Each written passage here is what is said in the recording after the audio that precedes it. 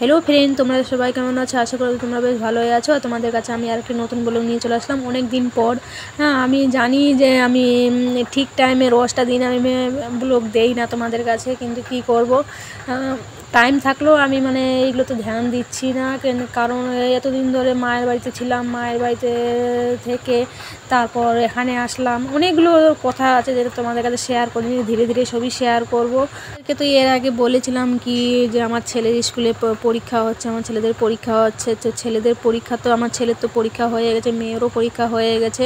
তো পরীক্ষার লাস্টে তো আমাদের মানে আমার ছেলের আর মেয়ের গরমের দিনে স্কুলে ছুটি দিয়েছে, 1 মাসের ছুটি দিয়েছে বলে আমরা ভাবলাম কি মায়ের বাড়ি যাব।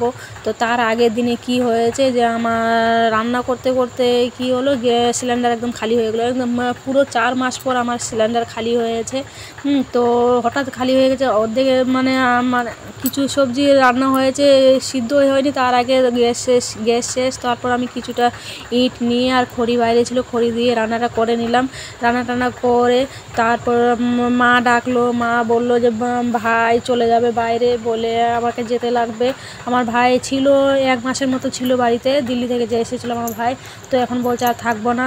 মেয়ে বাড়ি থেকে লোক আসার কথা ছিল, মেয়ে বাড়ি থেকে লোকও আসলো না বলে ভাই বলছে এতদিন থাকবো তো কাজ আমার শেষ হয়ে, মানে কাজটা আমার ছাড়া পড়ে যাবে বলে ভাই চলে যাবে। তো ভাইয়ের সঙ্গে দেখা করতে যাচ্ছি।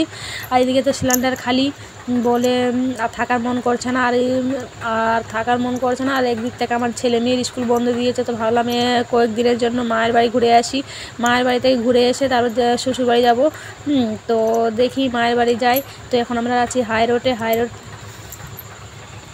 রোড থেকে সিধা বাড়িতে গিয়ে দেখলাম, বাড়িতে গিয়ে ভালোই লাগছিলো না। বা বাড়িতে কি হয়েছে জানো, কলটা যে আছে এই কলটা এত টাইট কি থাকার মন করছিল না। কিন্তু বাধ্য হয়ে আমি বাবার বাড়িতে অনেক দিন ধরে ছিলাম, 10 দিনের মতো বাবার বাড়িতে ছিলাম। তো এদিকে আমার বাড়িতে এসে ছোট্ট আমার বেটাটাকে নিয়ে আমি আছি। আর এদিকে আমার ছেলের কি অবস্থা, খেলতে খেলতে মানে পড়ে গিয়েছিল, একদম হঠাৎ করে পড়ে গেল। আর দেখো কি দাঁত ভাঙে গেছে। কোথায় পড়ে গেছিলিস?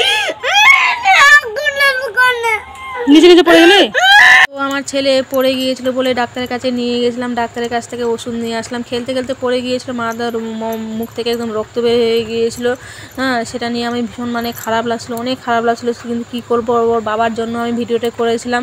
ওর বাবা বলেছিল যখন যেটা হবে সেটা আমাকে ভিডিও করে দেখাবে, তো বলে আমি ভিডিওটা করে আমার হাজব্যান্ডকে দিয়েছি।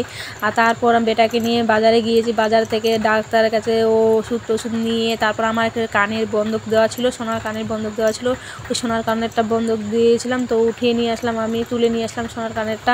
আর কতদিন বসে রাখবো বলো, কিস্তি দিতে দিতে সব মানে এক সমানই হয়ে যাচ্ছে টাকা, মানে কিস্তি দেওয়ার টাকা আর যত দিয়ে রেখেছিলাম সেটা তো তার থেকে বেশি আমার কিস্তি দেওয়া হচ্ছে বলে আমি তুলে নিয়ে আসলাম। তো তুলে নিয়ে আসে এখন আমার ভাই, পরের দিন ভাই মানে রেডি হয়ে গেছে, ভাই যাওয়ার জন্য রেডি হয়ে গেছে, ভাই এখন বাইরে যাবে।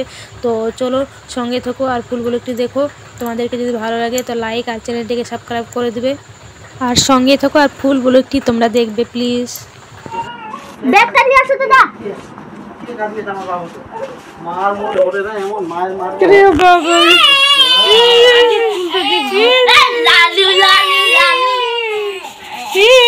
কেন কান্না করে, ওটা কান্না করে যাচ্ছে।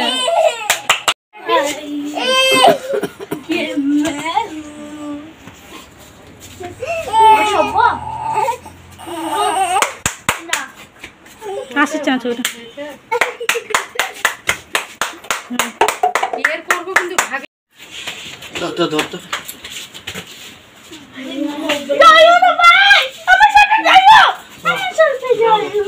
ঝাড়খালি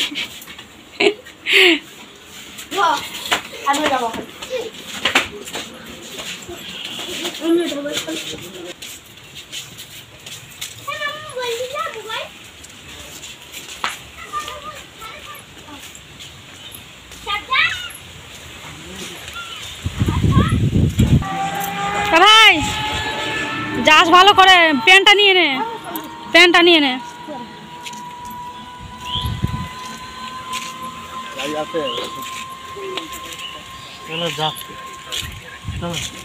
দেখো মামা, দাদা মামা দাদাকে দেখো। চল এখন আবার চুপচাপ আছে বাঁধার মুখা।